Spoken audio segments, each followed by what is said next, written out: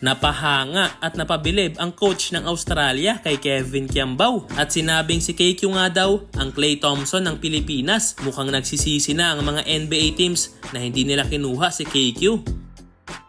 So nakakalungkot ng pagkatalo ang nangyari kagabi kung saan tinalo nga tayo ng world rank number 7 na Australia na dahilan para malaglag ang ating national team sa FIBA. Well, expected na din naman natin yon dahil unang-una, kulang na kulang tayo sa mga player. Wala na nga tayong Kai Sotto, hindi pa nakalaro ang dalawa nating guard na si Uftana at CJ Perez. Kaya kung titingnan ay luging-lugi talaga tayo sa lineup ng Australia dahil meron pa silang 4 na dating NBA player at kitang-kita talaga sa loob ng court ang diferensya ng laruan ng both teams. Pero ganun pa man, lumaban pa rin hanggang dulo ang ating mga pambato laban sa mga OC. Simula sa first quarter hanggang last minute ng laban ay bumalag pa rin talaga ang Gilas Pilipinas, lalong-lalo na ang ating rising star na si Kevin Kiambao na impressive ang pinakitang performance dahil 5 out of 8 lang naman siya sa 3-pointer. At nagtapos ang laban na meron siyang 17 points with 4 rebounds at si KQ nga ang leading scorer ng Gilas. Kaya hindi na rin nakapagtataka na maraming napahanga si Kevin Kiambao. Isa na nga dyan ang coach ng Australia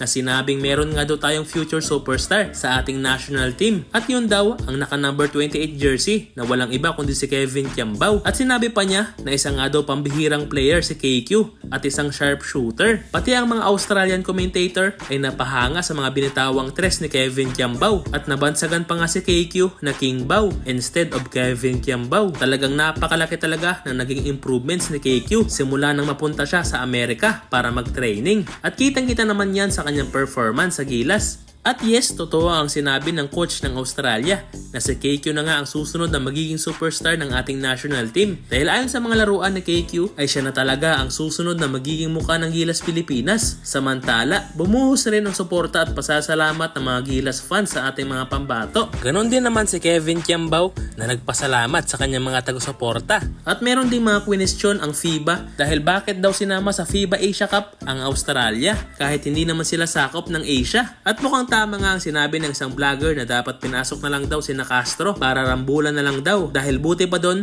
ay may pag-asa tayong manalo. Well, ang sagot dyan ay kaya sinama ang Australia sa Asia Cup ay para mas maging competitive ang mga Asian teams sa FIBA at para mas mag-improve ang laruan ng mga Asyano at maging challenging ang laban para sa mga Asian teams.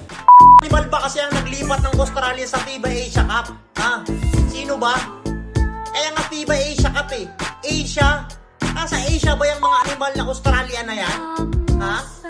Dapat pinasok sila Castro para rambulan na lang ulit sana eh. Ay!